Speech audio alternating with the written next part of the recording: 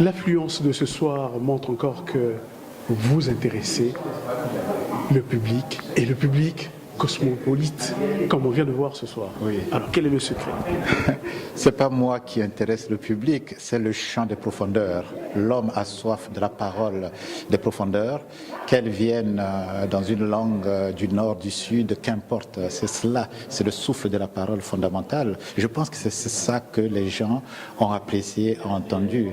Et pour ce qui me concerne, vous avez pu le remarquer, j'ai lu 4 textes, 2 en tégué, 2 en langue française. Parce que le tégué est la langue dans laquelle j'ai trouvé cette sensibilité qui porte mon chant poétique, et la langue française, ma langue d'écriture. Je crois avec le temps, j'ai réalisé que j'appartenais à 2 langues, à 2 univers. L'univers tégué, là où j'ai puisé ce chant, puisque c'est là où je suis né, et l'univers de la langue française. Donc entre le français et le tégué, je ne sais parfois plus quelle est la part de l'affluent et celle du confluent. Donc j'essaie de conjuguer ces 2 langues, et c'est désormais le souhait que j'ai d'écrire le plus possible en langue tégué et de lui donner un écho en français.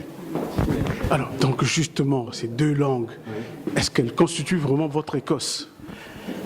Oui, mais l'homme est à l'image d'un arbre. Je pense que j'ai beaucoup parlé de l'arbre ce soir. L'homme est à l'image de l'arbre, et l'arbre tire racine là où il est planté, et respire l'oxygène là où ses branches s'offrent au ciel. Donc je suis à l'image de l'arbre, comme tout homme d'ailleurs, je n'ai aucun mérite. Voilà. Et la sève coule doucement de la racine jusqu'à la dernière feuille. Bien sûr, pour un arbre bien planté, et il faut qu'il assume sa part de sève. Aucun arbre n'est misérable dans une forêt, et aucun homme n'est misérable dans la gente humaine. On doit s'assumer à être ce qu'on est. Je suis Seamus Daktekin. Vous avez reçu ici Gabriel Okoundji. Alors, quelle est la résonance de Pour sa parole? la 3e fois, n'est-ce pas? 3e fois. Donc. Ça remonte, voilà, ça remonte au loin, notre compagnonnage avec Gabriel. Et c'est une écriture que j'aime beaucoup, c'est une personnalité que j'aime beaucoup, c'est une authenticité que j'aime beaucoup. Donc voilà, c'est qui fait que nous sommes à chaque fois très contents de le recevoir. Il a une grande qualité de poésie et d'écriture, et voilà, vous avez été témoins de comment les choses se sont passées. Et donc on donnera rendez-vous à une prochaine fois. Une prochaine fois, mais pour la fois d'aujourd'hui, qu'est-ce que vous retenez exactement? Quelle est la portée de la parole? Là, ce que je disais, c'est il arrive à donner la parole justement à l'arbre, à l'écorce, au marigot, au sable. Et là, il y a une des phrases d'Ibn Arabi où il dit « Mon cœur est devenu capable d'accueillir toute chose ». Et donc, pour moi, la poésie, c'est cette capacité d'accueillir l'être du plus petit au plus grand. Et la poésie de Gabriel a cet accueil-là. Et donc, voilà. C'est pour ça que nous l'apprécions. Je suis Mathias Bangui. De mes fonctions, je suis attaché de défense près l'ambassade du Congo à Brazzaville, et de mon grade, je suis contre-amiral, c'est l'équivalent de général de brigade pour ceux qui ne connaissent pas les appellations de marine. Voilà. Mon amiral, vous venez d'assister à la lecture de Gabriel Okoundji, un poète de renom, un poète congolais. Bien sûr que vous n'êtes pas venu au nom de l'ambassade, mais en tant que spectateur, qu'est-ce que ça vous procure comme résonance? Bon, Gabriel, c'est un ami d'enfance d'abord, et je l'ai connu à l'époque où nous étions en train d'entrer dans l'adolescence. Et aujourd'hui, quand j'écoute la lecture des poèmes de Gabriel, cela me ramène justement à cette jeunesse. Comme il le définit lui-même, sa poésie, c'est une poésie d'initiation. Et lui, tout comme moi, nous sommes des initiés traditionnels, malgré le fait que nous avons grandi dans nos petites cités congolaises. Mais nous avons cette cette sève traditionnelle de nos villages africains, du paysage de l'Interland. Donc la lecture de la poésie de Gabriel me ramène toujours à nos racines, ce que nous aujourd'hui, cadres africains et particulièrement congolais, oublions, mais nos racines sont très très profondes et la poésie de Gabriel justement nous ramène à ces racines, à cette sève ancestrale que, ma foi, nous devons, n'est-ce pas, faire grandir, faire pousser. Et cette sève, à mon avis, c'est un avis tout à fait personnel, doit nous ramener vers nos ancêtres afin que nous puissions retrouver nos racines et redonner à notre jeunesse, la jeunesse congolaise particulièrement, la jeunesse africaine d'une manière générale, pour qu'elle retrouve ses racines et pour que nous puissions aussi nous faire une route dans ce monde aujourd'hui qui est un seul, qui est partage. Donc la poésie de Gabriel Mwene Okundi est une poésie qui m'enrichit beaucoup et qui me donne, n'est-ce pas, cette espérance en l'Afrique, en nos racines africaines, en nos racines, nous, Congolais particulièrement.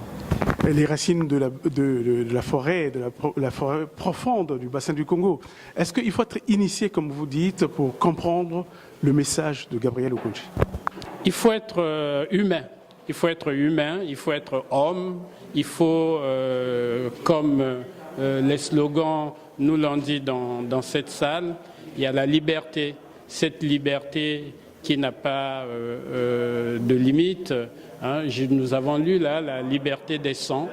La liberté des sons nous permet de nous partager nos sons avec ceux qui n'ont pas forcément la même vision que nous. La liberté qui nous enrichit. Il y a aussi l'égalité des couleurs. Je l'ai vu, c'est écrit ici dans cette salle, l'égalité des couleurs qui nous permet qui permet à toutes les races de s'unir et de travailler pour le bien de l'humanité. Et enfin, la fraternité des mots qui nous permet de nous enrichir. Ces échanges, la parole, comme le dit Gabriel, et il le dit si bien. Donc, la mondialisation, aujourd'hui, nous sommes entrant dans une ère où il faut revivre notre planète. Et la forêt, vous l'avez dit, la forêt, et notre chef de l'État, sans nous plonger dans la politique, mais notre chef de l'État qui est un visionnaire, parle de cette forêt, le bassin du Congo. Et c'est une richesse.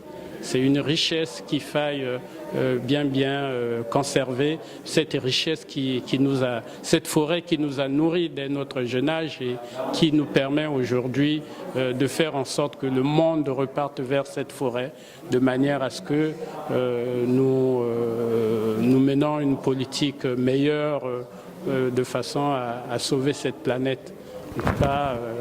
Voilà, c'est quelques mots que je pensais nécessaires à dire par rapport à la lecture de la poésie de Gabriel. Samy Tchak, est-ce que vous êtes venu en tant qu'ami de Gabriel Okundi ou pour venir écouter la parole de Gabriel Okundi?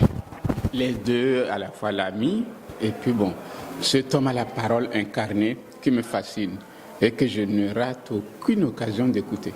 Gabriel, oui, Gabriel est quand même l'auteur que je relis parfois pour me ressourcer, pour me rattacher quand même aussi moi à mes origines. Sa parole incarnée me fait du bien. Alors donc ce soir, vous avez eu votre dose de sève depuis la racine jusqu'à la feuille. Alors qu'est-ce que vous pouvez avoir comme résonance?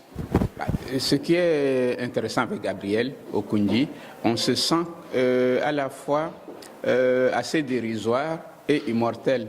Dérisoire quand on se compare à la parole et immortel quand on se laisse habiter par elle. Alors, quel est le message à vos amis du bassin du Congo qui nous suivent sur Télé Congo? À ce que je pourrais dire, écoutez Gabriel et peut-être aussi prendre exemple pour ceux qui ne l'ont pas encore fait sur lui pour dire la parole, parce que beaucoup en ont, beaucoup ont une parole et ne pensent pas toujours qu'elle a droit d'existence dans ce qu'ils appellent l'universel.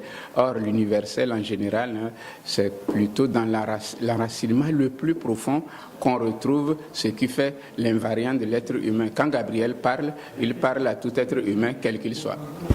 Vous êtes venu ici en tant que responsable du marché de la poésie dans le 6e ou pour faire votre repérage de poètes? Quelle est la teneur du message reçu ce soir? Alors disons que les deux poètes que j'ai entendus ce soir, je les connaissais, hein, donc ça n'est pas pour les découvrir que je suis venu dans ce lieu. D'abord, Poètes en Résonance est un lieu avec lequel on travaille depuis des années, donc j'apprécie beaucoup le travail, donc c'est aussi une des raisons de ma présence. L'autre raison de ma présence, c'est que depuis qu'on a reçu le Bassin du Congo au marché de la poésie il y a déjà 3 ou 4 ans, Gabriel Mwene-Okunji est devenu un grand ami et quand il est de passage à Paris, j'essaie toujours d'en profiter pour venir l'écouter. Et là ce soir, on a eu une fable poétique extraordinaire de sa part, donc je suis ravi de cette soirée. J'étais là en tant que spectateur, pas du tout avec un regard professionnel, mais simplement pour apprécier l'homme. Donc je m'appelle Léa Hervé et j'habite dans le 20e. Et très franchement, c'est une sorte de révélation. J'ai appris énormément au contact de cet artiste. Énormément. Ça a été un bonheur ce soir, vraiment. Vous avez l'habitude de venir soirée? Non, c'est la première fois, alors qu'on m'y invite depuis 10 ans. Et j'ai très bien fait de venir ce soir parce que j'ai eu affaire justement à cet excellent artiste. Et ça a été un moment magique. Voilà, magique. Un moment magique qui vous a permis de voyager jusqu'au Congo-Brazzaville? À tout niveau, oui. Oui, parce qu'à un moment donné, il a parlé dans sa langue et on a eu la perception et on l'a entendu et on l'a compris. Et c'est ça qui est magnifique. Voilà. La langue que je ne connais pas, en plus.